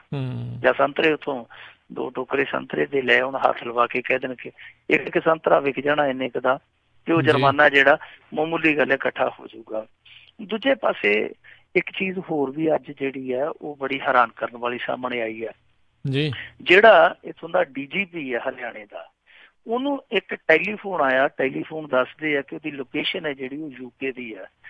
ਉਸ ਟੈਲੀਫੋਨ ਕਰਨ ਵਾਲੇ ਸੱਜਣ ਨੇ ਕਿਹਾ, ਉਹਨੇ ਜਿੰਨਾ ਮਰਜ਼ੀ ਜ਼ੋਰ ਲਾ ਲਓ, 72 ਘੰਟਿਆਂ 'ਚ ਅਸੀਂ ਆਪਦਾ ਬਾਬਾ ਜਿਹੜਾ ਉਹ ਜੇਲ੍ਹ 'ਚੋਂ ਕੱਢ ਕੇ ਲੈ ਜਾਣਾ। ਹੁਣ ਪਤਾ ਨਹੀਂ ਉਹ ਕੌਣ ਆ ਕੌਣ ਨਹੀਂ। ਉਹਨੇ ਇਸ ਤਰ੍ਹਾਂ ਅਲਟੀਮੇਟਮ ਦੇ ਦਿੱਤਾ ਕਿ ਜਿਸ ਤਰ੍ਹਾਂ ਹੁਣ ਟੈਂਕ ਲੈ ਕੇ ਤੇ ਚੜ੍ਹਿਆ ਹੀ ਆਉਂਦਾ ਹੋਵੇ UK ਤੋਂ, ਤੇ ਮੇਰੇ ਖਿਆਲ ਦੇ ਨਾਲ ਇੰਨਾ ਕੁ ਸਮਾਂ ਤੇ ਆਉਣ ਤੇ ਲੱਗ ਜਾਂਦਾ ਹੋਣਾ 72 ਘੰਟੇ ਦਾ, ਜੇ ਉਹਦੀ ਲੋਕੇਸ਼ਨ ਇੱਥੋਂ ਦੀ ਆ। ਸੋ ਇੱਕ ਚਿੱਠੀ ਜਿਹੜੀ ਆ ਉਹ ਇੱਕ ਪੱਤਰਕਾਰ ਨੂੰ ਵੀ ਮਿਲੀ ਹੈ। ਪੱਤਰਕਾਰ ਨੂੰ ਵੀ ਕਿਹਾ ਗਿਆ ਕਿ ਤੂੰ ਖਬਰਾਂ ਬੜੀਆਂ ਲਾਉਣਾ, ਦੀਵਾਲੀ ਤੇਰੀ ਐਤਕੀ ਚੜ੍ਹਦੀ ਨਹੀਂ, ਦੀਵਾਲੀ ਨਹੀਂ ਤੈਨੂੰ ਵੇਖਣ ਦਿੰਦੇ। ਅੱਗੇ ਵੀ ਇਸ ਤਰ੍ਹਾਂ ਦੀਆਂ ਧਮਕੀਆਂ ਆਈਆਂ। ਸੋ ਪੁਲਿਸ ਨੂੰ ਥੋੜਾ ਜਿਹਾ ਇਸ ਪਾਸੇ ਧਿਆਨ ਦੇਣਾ ਪਊਗਾ, ਕਿਉਂਕਿ ਅੱਗੇ ਤੇ ਪੱਤਰਕਾਰਾਂ ਨੂੰ ਧਮਕੀਆਂ ਆਉਂਦੀਆਂ ਸੀ ਜਾਂ ਚੈਨਲਾਂ ਨੂੰ, ਖੁਦ ਜਿਹੜੇ ਮਾਲਕ ਸੀ ਚੈਨਲਾਂ ਨੂੰ, ਉਹਨਾਂ ਨੂੰ ਆਉਂਦੀਆਂ ਸੀਗੀਆਂ। ਹੁਣ ਤੇ ਸਿੱਧੀਆਂ ਪੁਲਿਸ ਨੂੰ ਧਮਕੀਆਂ ਦੇਈ ਜਾਂਦੇ ਆ। ਇਹ ਕੌਣ ਲੋਕ ਆ, ਕਾਹਤੋਂ ਧਮਕੀਆਂ ਦਿੰਦੇ ਆ? ਸ਼ਰਾਰਤੀ ਆ, ਸਾਜ਼ਿਸ਼ੀ ਆ, ਜਾਂ ਇਸ ਰੰਗੀਲੇ ਬਾਬੇ ਦੇ ਬਹੁਤ ਜ਼ਿਆਦਾ ਪ੍ਰੇਮੀ ਆ? ਇਹ ਪਤਾ ਲਾਉਣ ਦੀ ਲੋੜ ਆ। ਉਧਰੋਂ ਖਬਰ ਹਵਾਲਾ ਚੋਂ ਵੀ ਆਈ ਆ, ਕਹਿੰਦੇ ਆ ਕਿ ਹਨੀਪ੍ਰੀਤ ਨੇ ਆਪਦੇ ਪਾਪਾ ਲਈ ਕਰਵਾ ਚੌਥ ਰੱਖਿਆ। ਇਹ ਇੱਕ ਨਵੀਂ ਕਿਸਮ ਦਾ ਹੀ ਕਰਵਾ ਚੌਥ ਆ ਕਿ ਪਾਪਾ ਲਈ ਵੀ ਕੋਈ ਕਰਵਾ ਚੌਥ ਰੱਖੀ ਜਾਂਦਾ। ਉਦਾਂ ਦੱਸਦੇ ਆ ਕਿ ਉਹਨੇ ਇੱਛਾ ਜ਼ਾਹਰ ਕੀਤੀ ਆ, ਕਹਿੰਦੀ ਆ ਕਿ ਮੈਨੂੰ ਏਦਾਂ ਲੱਗਦਾ ਜਿੱਦਾਂ ਮੇਰੇ ਪਾਪਾ ਦੀ ਪਿੱਠ 'ਚ ਬਹੁਤ ਦਰਦ ਆ, ਮੈਨੂੰ ਉੱਥੇ ਭੇਜਿਆ ਜਾਵੇ। ਉਹ ਕਹਿੰਦੇ ਕਿ ਨਹੀਂ, ਹਾਲੇ ਨਹੀਂ ਭੇਜ ਸਕਦੇ, ਪਰ ਉਸ ਤੋਂ ਬਾਅਦ ਤੁਹਾਡੀ ਇਹ ਵੀ ਜਿਹੜੀ ਚਾਹ ਤੇ ਪੂਰੀ ਹੋ ਜਾਣੀ ਆ। ਅੱਜ 6-7 ਦਿਨ ਹੈਗੇ ਆ, ਉਹ ਲੰਘ ਗਏ ਆ, ਹੁਣ ਬਾਅਦ ਦੇ ਵਿੱਚ 1-2 ਦਿਨ ਹੋਰ ਹੋਣਗੇ, ਉਸ ਤੋਂ ਬਾਅਦ ਜੇਲ੍ਹ 'ਚ ਹੀ ਜਾਣਾ। ਪਰ ਇੱਕ ਗੱਲ ਪੱਕੀ ਆ ਕਿ ਜੇਲ੍ਹ 'ਚ ਉੱਥੇ ਨਹੀਂ ਜਾ ਸਕਣਾ, ਜੇਲ੍ਹ ਦੂਜੀ 'ਚ ਭੇਜਾਂਗੇ। ਜੀ ਜੀ। ਅਗਲੀ ਆਪਾਂ ਮਿੰਟੂ ਜੀ ਗੱਲ ਕਰਦੇ ਹਾਂ ਵੀ ਸੁੱਚਾ ਸਿੰਘ ਛੋਟੇਪੁਰ ਦੀ ਪਾਰਟੀ ਨੇ ਖੜਾ ਕੀਤਾ ਨਵਾਂ ਭੰਬਲ ਪੂਸਾ, ਅੱਧੇ ਉਧਰ ਹੋਏ ਤੇ ਕਹਿੰਦੇ ਅੱਧੇ ਉਧਰ। ਇਹਨਾਂ ਨੇ ਸਾਰਾ ਦਿਨ ਅੱਜ ਤਮਾਸ਼ਾ ਲਾਈ ਰੱਖਿਆ। ਇਹ ਢਾਈ ਕੋਟੜੂ ਆ, ਸੂਤ ਹੀ ਨਹੀਂ ਆਉਂਦੇ। ਅੱਧੇ ਉਧਰ ਤੁਰੇ ਫਿਰਦੇ, ਅੱਧੇ ਉਧਰ ਤੁਰੇ ਫਿਰਦੇ ਆ। ਇਹਨਾਂ ਨੇ ਪਰਸੋਂ ਤੇ ਆਖਿਆ ਕਿ ਦੇਖੋ ਜੀ, ਤੁਸੀਂ ਆਪਦੀ ਜ਼ਮੀਰ ਦੀ ਆਵਾਜ਼ ਸੁਣ ਕੇ ਵੋਟ ਪਾਇਓ। ਫਿਰ ਇਹ ਖਬਰ ਆ ਗਈ ਕਿ ਸੁੱਚਾ ਸਿੰਘ ਛੋਟੇਪੁਰ ਅਕਾਲੀ ਦਲ 'ਚ ਜਾ ਸਕਦਾ। ਅੱਜ ਕੀ ਹੋਇਆ ਕਿ ਜਿਹੜਾ ਇਹਨਾਂ ਦਾ HS ਕਿੰਗਰਾ, ਉਹਨੇ ਪ੍ਰੈਸ ਕਾਨਫਰੰਸ ਲਾ ਕੇ ਉਹਦੇ ਨਾਲ RR ਭਾਰਦਵਾਜ ਬੈਠਾ ਸੀ, ਦੋਵੇਂ ਇਲੈਕਸ਼ਨ ਲੜ ਚੁੱਕੇ ਆ ਇਸ ਪਾਰਟੀ ਵੱਲੋਂ। ਇਹਨਾਂ ਨੇ ਆ ਕੇ ਐਲਾਨ ਕਰ ਦਿੱਤਾ, ਕਹਿੰਦੇ ਕਿ ਅਸੀਂ ਤੇ ਸਲਾਰੀਆ ਨੂੰ ਸਮਰਥਨ ਦੇ ਰਹੇ। ਜਦੋਂ ਸਲਾਰੀਆ ਦਾ ਨਾਂ ਸੁਣਿਆ ਤੇ ਫਿਰ ਸਾਰੇ ਪਾਸੇ ਹਲਾ ਹੋ ਗਈ ਕਿ ਇਹ ਕੀ ਹੋ ਗਿਆ, ਕਿਉਂਕਿ ਸੁੱਚਾ ਸਿੰਘ ਛੋਟੇਪੁਰ ਤੇ ਪਰਸੋਂ ਜ਼ਮੀਰ ਦੀ ਦਵਾਈ ਦੇਣ ਡਿਆ ਸੀ ਕਿ ਜ਼ਮੀਰ ਦੀ ਆਵਾਜ਼ ਸੁਣਾਈ ਦੇਵੇ ਤੇ ਤੁਸੀਂ ਜਿੱਥੇ ਵੀ ਮਨ ਵੱਜੇ ਵੋਟ ਪਾ ਦਿਓ, ਪਰ ਜ਼ਮੀਰ ਦੀ ਆਵਾਜ਼ ਜ਼ਰੂਰ ਸੁਣ ਲਿਓ। ਅੱਜ ਜ਼ਮੀਰ ਨੂੰ ਇੰਨਾ ਜ਼ਿਆਦਾ ਥੱਲੇ ਦੱਬ ਕੇ ਕਿਉਂ ਜ਼ਮੀਨ ਦੇ ਆ ਗਏ ਆ? ਪਰ ਉਸ ਤੋਂ ਬਾਅਦ ਇਹਨਾਂ ਦੇ 2 ਹੋਰ ਆਗੂ ਆ ਜਿਹੜੇ ਤਰਲੋਚਨ ਸਿੰਘ ਲਾਲੀ ਤੇ ਇੱਕ ਜੋਗਾ ਸਿੰਘ ਚੱਪੜ, ਉਹਨਾਂ ਨੇ ਪ੍ਰੈਸ ਕਾਨਫਰੰਸ ਕਰ ਲਈ। ਉਹ ਕਹਿੰਦੇ ਜੀ ਕਿ ਇਹ HS ਕਿੰਗਰਾ ਦੇ ਆਪਣੇ ਬਿਆਨਾਂ ਤੇ ਆ, ਪਾਰਟੀ ਦਾ ਕੋਈ ਫੈਸਲਾ ਨਹੀਂ। ਉਹਨਾਂ HS ਕਿੰਗਰਾ ਨੂੰ ਸਵਾਲ ਕਰ ਦਿੱਤਾ। ਉਹ ਕਹਿੰਦੇ ਕਿ 4 ਕੁ ਮਹੀਨੇ ਦੇ ਪਹਿਲਾਂ ਉਹ ਬੜਾ ਬੁੜਕਦਾ ਸੀਗਾ, ਔਰ ਸਾਡੇ ਇੱਥੇ ਮੂੰਹ ਤੇ ਖੜ ਕੇ ਕਵੇ ਕਿ ਜਿਹੜੇ ਲੋਕਾਂ ਨੂੰ ਇਹ ਨਿੰਦਦਾ ਸੀ, ਅੱਜ ਕਿਹੜੇ ਮੂੰਹ ਨਾਲ ਉਹਨਾਂ ਦੀ ਝੋਲੀ 'ਚ ਜਾ ਕੇ ਬਹਿਣ ਲੱਗਾ। ਪਰ HS ਕਿੰਗਰਾ ਇੱਥੇ ਨਹੀਂ ਖਲੋਤਾ। ਉਹਨੇ ਤੇ ਅੱਜ ਬਹੁਤ ਕੁਛ ਕਿਹਾ, ਇੱਥੋਂ ਤੱਕ ਕਿਹਾ, ਪੱਤਰਕਾਰ ਨੇ ਪੁੱਛਿਆ ਕਿ ਕੀ ਹੁਣ ਇਰਾਦਾ ਤੁਹਾਡਾ ਹੈਗਾ RSS 'ਚ ਜਾਣ ਦਾ? ਤੇ ਉਹ ਕਹਿੰਦਾ ਜੀ ਕਿ ਕੋਈ ਬੁਰੀ ਗੱਲ ਨਹੀਂ ਹੈ। ਉਹ ਕਹਿੰਦਾ ਕਿ ਜਿਹੜੀ ਉਮਾ ਭਾਰਤੀ ਆ ਉਹਦੇ ਦਫ਼ਤਰ ਦੇ ਵਿੱਚ ਜਿਹੜੀ ਗੁਰੂ ਗੋਬਿੰਦ ਸਿੰਘ ਦੀ ਫੋਟੋ ਲੱਗੀ, ਮੈਂ ਤੇ ਲਵਾਈ ਆ। ਤੇ ਉਹ ਕਹਿੰਦਾ ਕਿ ਮੇਰਾ ਤੇ ਇਹਨਾਂ ਦੇ ਨਾਲ ਬਹੁਤ ਪੁਰਾਣਾ ਲਿਹਾਜ਼ ਆ। ਤੇ ਉਹ ਕਹਿੰਦਾ ਜੀ ਫਿਰ ਤੁਹਾਡਾ ਮਨ ਕਿਵੇਂ ਬਦਲਿਆ? ਤੁਸੀਂ ਤੇ ਇਸ ਪਾਰਟੀ ਨੂੰ ਫਿਰਕੂ ਪਾਰਟੀ ਦੱਸਦੇ ਸੀ ਕਦੇ। ਉਹ ਕਹਿੰਦਾ ਜੀ ਕਿ ਦੇਖੋ, ਉਦੋਂ ਗੱਲ ਹੋਰ ਸੀ, ਹੁਣ ਗੱਲ ਹੋ ਰਿਹਾ। ਉਹ ਕਹਿੰਦਾ ਜੀ ਕੀ ਫਰਕ ਪੈ ਗਿਆ? ਪੱਤਰਕਾਰ ਕਹਿੰਦਾ ਜੀ ਮੋਦੀ ਸਾਹਿਬ ਦੀਆਂ ਪਾਲਿਸੀਆਂ ਬਦਲ ਗਈਆਂ। ਕਹਿੰਦੇ ਕਿਹੜੀਆਂ ਪਾਲਿਸੀਆਂ ਬਦਲ ਗਈਆਂ? ਕਹਿੰਦਾ ਜੀ ਆਹ ਜਿਹੜੀ ਨੋਟਬੰਦੀ ਆਈ ਆ। ਤੇ ਉਹ ਕਹਿੰਦਾ ਕਿ ਨੋਟਬੰਦੀ ਨਾਲ ਕੀ ਫਰਕ ਪਿਆ? ਕਹਿੰਦਾ ਦੇਖੋ ਜੀ, ਵਪਾਰੀਆਂ 'ਚ ਬੜਾ ਉਤਸ਼ਾਹ ਹੈ। ਉਹ ਕਹਿੰਦਾ ਜੀ ਵਪਾਰੀ ਤੇ ਮਰਗੇ ਕਰੀ ਜਾਂਦੇ ਆ। ਉਹ ਕਹਿੰਦਾ ਨਹੀਂ, ਜਿਹੜਾ ਵਪਾਰੀ ਨੇਕ ਦਿਲੀ ਨਾਲ ਕੰਮ, ਨੇਕ ਨੀਅਤ ਨਾਲ ਕੰਮ ਕਰਦਾ, ਉਹਦੇ ਲਈ ਇਹ ਪਾਲਿਸੀ ਬੜੀ ਚੰਗੀ ਹੈ। GST ਦੀ ਵੀ ਪਾਲਿਸੀ ਬੜੀ ਚੰਗੀ ਆ, ਇਹ ਵੀ ਪਾਲਿਸੀ ਬੜੀ ਚੰਗੀ ਆ। ਲੋਕੀ ਕਹਿੰਦੇ ਹਾਲੇ ਤੇ ਤੂੰ ਚੰਗੀ ਤਰ੍ਹਾਂ ਉਹਨਾਂ ਦੇ ਨਾਲ ਚੰਗੀ ਤਰ੍ਹਾਂ ਖਾਧਾ ਨਹੀਂ, ਚੰਗੀ ਤਰ੍ਹਾਂ ਉਹਨਾਂ ਦਾ ਦਰਵਾਜ਼ਾ ਨਹੀਂ ਟੱਪਿਆ, ਤੂੰ ਤੇ ਪਹਿਲਾਂ ਹੀ ਉਹਨਾਂ ਦੀਆਂ ਜਿਹੜੀਆਂ ਅਸਫਲਤਾਵਾਂ ਨੇ ਉਹਨਾਂ ਨੂੰ ਸਫਲਤਾ ਦੇ ਵਿੱਚ ਤੂੰ ਤਬਦੀਲ ਕਰ ਦਿੱਤਾ, ਹੋਰ 4 ਦਿਨਾਂ ਨੂੰ ਕੀ ਕਰੇਗਾ। ਪਰ ਕਿੰਗਰਾ ਸਾਹਿਬ ਜਿਸ ਤਰੀਕੇ ਨਾਲ ਅੱਜ ਬਦਲੇ ਆ, ਉਹ ਜਿਵੇਂ ਉਹ ਕਹਿੰਦਾ ਸੀ ਨਾ, ਏਦਾਂ ਬਦਲੇ ਸੱਜਣ ਰਾਤੋਂ ਰਾਤ, ਜਿਵੇਂ ਕਿਸੇ ਦੇ ਸਿਖਾਏ ਹੋਏ ਨੇ। ਕਿੰਗਰਾ ਸਾਹਿਬ ਦਾ ਜਿਹੜਾ ਇਹ ਯੂ ਟਰਨ ਆ ਨਾ, ਇਹ ਬਹੁਤ ਕੁਝ ਸਾਫ਼ ਕਰ ਗਿਆ। ਸੁੱਚਾ ਸਿੰਘ ਛੋਟੇਪੁਰ ਦਾ ਟੈਲੀਫੋਨ ਅੱਜ ਠੀਕ ਉਸੇ ਤਰ੍ਹਾਂ ਹੀ ਬੰਦ ਰਿਹਾ ਜਿੱਦਾਂ ਗਿਆਨੀ ਗੁਰਬਚਨ ਸਿੰਘ ਦਾ ਬੰਦ ਹੋ ਗਿਆ ਸੀ ਨਾ, ਜਿੱਦਾਂ ਨੇ ਡੇਰੇ 'ਚ ਗਏ ਆ, 2 ਦਿਨ ਟੈਲੀਫੋਨ ਖੁੱਲ੍ਹਾ ਹੀ ਨਹੀਂ, 3 ਦਿਨ ਟੈਲੀਫੋਨ ਖੁੱਲ੍ਹਾ ਹੀ ਨਹੀਂ। ਉਸੇ ਤਰੀਕੇ ਨਾਲ ਅੱਜ ਸੁੱਚਾ ਸਿੰਘ ਛੋਟੇਪੁਰ ਦਾ ਵੀ ਟੈਲੀਫੋਨ ਜਿਹੜਾ ਉਹ ਪਤਾ ਨਹੀਂ ਕਿਹੜੇ ਭਾਂਡੇ 'ਚ ਪੈ ਗਿਆ, ਉਹ ਵੀ ਨਹੀਂ ਖੁੱਲ੍ਹਾ। ਪਰ ਇਹ ਜਿਹੜੇ ਯੂ ਟਰਨ ਆਏ ਅਚਾਨਕ, ਇਹ ਯੂ ਟਰਨ ਯੂ ਹੀ ਨਹੀਂ ਆਏ, ਇਹ ਬਹੁਤ ਕੁਝ ਸਾਫ਼ ਕਰ ਗਿਆ ਕਿ ਕਿੰਗਰਾ ਕਿੱਥੋਂ ਚੱਲਿਆ। ਕਿੰਗਰੇ ਦਾ ਅੱਜ ਉਹ ਵੀ ਅਧਿਆਏ ਖੁੱਲ ਜਾਣਾ ਹੈ। ਲੋਕ ਜਦੋਂ ਥੋੜਾ ਜਿਹਾ ਦਿਮਾਗ ਤੇ ਜ਼ੋਰ ਦੇਣਗੇ ਕਿ ਇਹਦੇ ਬਾਪ ਦਾ ਨਾਂ ਅਕਾਲੀ ਦਲ ਦੀ ਕਾਰਜਕਾਰਨੀ 'ਚ ਆਇਆ ਸੀਗਾ, ਔਰ ਉਦੋਂ ਇਹਨੇ ਕਿਹਾ ਸੀਗਾ ਕਿ ਨਹੀਂ ਜੀ ਉਹ ਭੁਲੇਖੇ ਨਾਲ ਪਾਤਾ, ਇਹਨਾਂ ਨੇ ਭੁਲੇਖੇ ਨਾਲ ਪਾਤਾ, ਇਹ ਉਦੋਂ ਆਮ ਆਦਮੀ ਪਾਰਟੀ 'ਚ ਸੀ। ਆਮ ਆਦਮੀ ਪਾਰਟੀ 'ਚੋਂ ਜਿਸ ਤਰੀਕੇ ਨਾਲ ਇਹ ਉਛਲ ਕੇ ਨਿਕਲਿਆ, ਬਾਅਦ ਦੇ ਵਿੱਚ ਜਿਸ ਤਰੀਕੇ ਨਾਲ ਇਹਨੇ ਬਗਾਵਤੀ ਝੰਡਾ ਚੁੱਕਿਆ, ਫਿਰ ਪਾਰਟੀ ਦਾ ਗਠਨ ਕੀਤਾ, ਹੁਣ ਪਾਰਟੀ ਤੋਂ ਵੀ ਅੱਗੇ ਗਾਂ ਕਿਸੇ ਹੋਰ ਪਾਰਟੀ ਨਾਲ ਅੱਖ ਮਟੱਕਾ ਕਰ ਲਿਆ। ਉਹ ਜਿਹੜੇ ਉਦੋਂ ਸਵਾਲ ਉੱਠਦੇ ਸੀਗੇ ਕਿ ਇਹਦੇ ਬਾਪੂ ਜੀ ਦਾ ਕਾਰਜਕਾਰਨੀ 'ਚ ਕਿਵੇਂ ਨਾ ਆ ਗਿਆ, ਅੱਜ ਸਾਰਾ ਕੁਝ ਸਾਫ਼ ਹੋ ਗਿਆ ਕਿ ਅਸਲ ਦੇ ਵਿੱਚ ਕਿੰਗਰੇ ਹੋਰੀ ਕਿਸੇ ਦੇ ਕਿੰਗਰੇ ਢਾਉਣ ਆਏ ਸੀ, ਕਿਸੇ ਦੇ ਕਿੰਗਰੇ ਬਚਾਉਣ ਆਏ ਸੀ, ਕਿਸੇ ਦੇ ਕਿੰਗਰੇ ਢਾਹ ਚੱਲੇ ਆ, ਕਿਸੇ ਦੇ ਹੁਣ ਬਚਾਉਣ ਤੁਰ ਪਏ ਆ। ਜੀ ਜੀ। ਜਾਂਦੇ ਜਾਂਦੇ ਮਿੰਟੂ ਜੀ ਆਪਾਂ ਗੱਲ ਕਰ ਲਈਏ, ਕਾਂਗਰਸੀ ਆਗੂ ਦੀ ਆਈ ਫਰਜੀ ਵੀਡੀਓ ਤੇ ਕਮੈਂਟ ਕਰਕੇ ਕਹਿੰਦੇ ਇੱਕ ਜਣਾ ਫਸ ਗਿਆ। ਇਹਨੂੰ ਆਂਦੇ ਕਿ ਜੰਮਣ ਵਾਲੇ ਛੁੱਟ ਗਏ ਤੇ ਛੇੜਨ ਵਾਲੇ ਫਸ ਗਏ, ਜਾਂ ਸਾਡੀ ਪੰਜਾਬੀ 'ਚ ਕਹਿੰਦੇ ਹੁੰਦੇ ਆ ਨਾ ਕਿ ਖਰਬੂਜਿਆਂ ਵਾਲੇ ਨਿਕਲ ਗਏ ਤੇ ਛਿਲੜ ਵਾਲੇ ਫਸ ਗਏ। ਜਿਹਨੇ ਵੀਡੀਓ ਪਾਈ ਆ ਉਹਦਾ ਤੇ ਹਾਲੇ ਤੱਕ ਥੋ ਪਤਾ ਨਹੀਂ ਉਹ ਕੌਣ ਆ ਕੌਣ ਨਹੀਂ ਆ, ਉਹਨੇ ਵੀਡੀਓ ਕਾਹਤੋਂ ਪਾਈ ਆ, ਕੀ ਗੱਲ ਹੈ, ਕੀ ਬਾਤ ਆ, ਉਹਦਾ ਕੁਛ ਵੀ ਪਤਾ ਨਹੀਂ ਹੈ। ਜਿਹੜੇ ਚਸਕੇ ਲੈਂਦੇ ਸੀਗੇ ਕਮੈਂਟ ਕਿਤੇ ਕਰ ਬੈਠੇ ਵਿਚਾਰੇ, ਉਹਨਾਂ ਨੂੰ ਰਗੜੀ ਜਾਂਦੇ ਆ। ਇਹ ਹੁਣ ਜਿਹੜੀ ਇਹਨਾਂ ਨੇ ਅੱਜ ਨਵੀਂ ਪੋਥੀ ਖੋਲੀ ਆ, ਇਹਦੇ ਵਿੱਚ ਕੋਈ ਕਾਂਗਰਸੀ ਵਰਕਰ ਆ ਪ੍ਰਭ ਸਿਮਰਨ ਸਿੰਘ, ਉਹਨੇ ਇਹ ਦੋਸ਼ ਲਾਇਆ ਕਿ ਫਲਾਣੇ ਬੰਦੇ ਨੇ ਇੱਕ ਵੀਡੀਓ ਤੇ ਥੱਲੇ ਟਿੱਪਣੀ ਕਰਕੇ ਮੇਰੀ ਮਾਨਸਿਕ ਭਾਵਨਾ ਨੂੰ, ਜਾਨੀ ਅੱਗੇ ਤੇ ਧਾਰਮਿਕ ਭਾਵਨਾਵਾਂ ਤੇ ਆਪਾਂ ਆਮ ਹੀ ਸੁਣਦੇ ਆ ਨਾ, ਇਹ ਰਾਜਨੀਤੀ 'ਚ ਨਵੀਂ ਕਿਸਮ ਦੀਆਂ ਭਾਵਨਾਵਾਂ ਜੰਮੀਆਂ ਨੇ, ਮਾਨਸਿਕ ਭਾਵਨਾਵਾਂ। ਉਹ ਕਹਿੰਦਾ ਕਿ ਥੱਲੇ ਜਿਹੜਾ ਕਿਸੇ ਨੇ ਕਮੈਂਟ ਕੀਤਾ ਸੀਗਾ ਉਹਦੇ ਨਾਲ ਮੇਰੀਆਂ ਮਾਨਸਿਕ ਭਾਵਨਾਵਾਂ ਵਲੂੰਧਰੀਆਂ ਗਈਆਂ। ਫਿਰ ਉਹਨੇ ਬਾਈ ਨੇ ਪਰਚਾ ਦਰਜ ਕਰਾ ਦਿੱਤਾ, ਗੁਰਜਿੰਦਰ ਸਿੰਘ ਜੋਸਨ ਵਾਸੀ ਕੋਈ ਖਲਚੀਆਂ, ਉਹਦੇ ਤੇ ਪਰਚਾ ਦਰਜ ਕਰਾ ਦਿੱਤਾ ਕਿ ਇਸ ਬੰਦੇ ਨੇ ਮੇਰੀਆਂ ਮਾਨਸਿਕ ਭਾਵਨਾਵਾਂ ਵਲੂੰਧਰੀਆਂ। ਹੁਣ ਉਹ ਬੰਦਾ ਜਿਹੜਾ ਉਹ ਕਸੂਤਾ ਫਸ ਗਿਆ। ਜਿਸ ਬੰਦੇ ਨੇ ਵੀਡੀਓ ਬਣਾਈ ਹੋਊਗੀ, ਜਿਸ ਬੰਦੇ ਨੇ ਗਾਂ ਵੀਡੀਓ ਵੰਡੀ ਹੋਊਗੀ, ਜਿਸ ਬੰਦੇ ਨੇ ਗਾਂ ਵੀਡੀਓ ਪਾਈ ਹੋਊਗੀ, ਉਹ ਤੇ ਨਿਕਲ ਗਏ ਸਾਰੇ। ਆ ਜਿਹੜੇ ਟੀਕਾ ਟਿੱਪਣੀ ਕਰਨ ਵਾਲੇ ਆ ਉਹ ਇਸ ਤਰ੍ਹਾਂ ਫਸਦੇ ਪਏ ਆ ਕਿ ਜਿਵੇਂ ਮੰਨ ਲਓ ਕੋਈ ਕਿਸੇ ਪਾਰਟੀ ਨਾਲ ਤਾਲੁਕ ਰੱਖਦਾ ਤੇ ਦੂਸਰੇ ਕਾਂਗਰਸੀ ਧਿਰ ਨਾਲ ਸੰਬੰਧ ਰੱਖਦੇ ਆ, ਦੋਵਾਂ ਦੀ ਆਪਸ ਦੇ ਵਿੱਚ ਟਸਲਬਾਜ਼ੀ ਆ। ਉਹਨੇ ਵੇਖ ਲਿਆ ਕਿ ਫਲਾਣੀ ਥਾਂ ਤੇ ਕਮੈਂਟ ਕੀਤਾ, ਉਤੋਂ ਹੁਕਮ ਹੋਇਆ ਹੋਣਾ ਕਿ ਹੋਰ ਤੇ ਕੁਛ ਨਹੀਂ ਹੈਗਾ, ਚੋਰ ਤੇ ਫੜਿਆ ਨਹੀਂ ਜਾਂਦਾ, ਦੂਜਿਆਂ ਨੂੰ ਤੇ ਫੜ ਕੇ ਢਾਲੋ। ਸੋ ਉਹਨਾਂ ਨੇ ਹੁਣ ਏਦਾਂ ਦੇ ਪਰਚੇ ਕਰਾਉਣੇ ਸ਼ੁਰੂ ਕਰ ਦਿੱਤੇ, ਜਿਹੜੇ ਕਿ ਮੇਰੇ ਖਿਆਲ ਦੇ ਨਾਲ ਗਲਤ ਗੱਲ ਆ। ਗਲਤ ਗੱਲ ਇਸ ਕਰਕੇ ਆ ਕਿਉਂਕਿ ਦੇਖੋ ਜਿਹਨੇ ਜੁਰਮ ਕੀਤਾ ਉਹਨੂੰ ਫੜ ਲਓ। ਆ ਜਿਹੜੀ ਵੀਡੀਓ ਆ ਜਾਂਦੀ ਆ ਸਾਡੇ ਇੱਥੇ ਇੱਕ ਭੇਡ ਚਾਲ ਬਣ ਜਾਂਦੀ ਆ, ਕੋਈ ਇਹ ਨਹੀਂ ਵਹਿੰਦਾ ਕਿ ਅਸਲ ਆ ਨਕਲ ਆ। ਉਹ ਇੱਕ ਵਹਿਣ ਦੇ ਵਿੱਚ ਵੇਗ ਦੇ ਵਿੱਚ ਵਗ ਕੇ ਕਿਤੇ ਨਾ ਕਿਤੇ ਕਮੈਂਟ ਕਰ ਲੈਂਦੇ ਆ।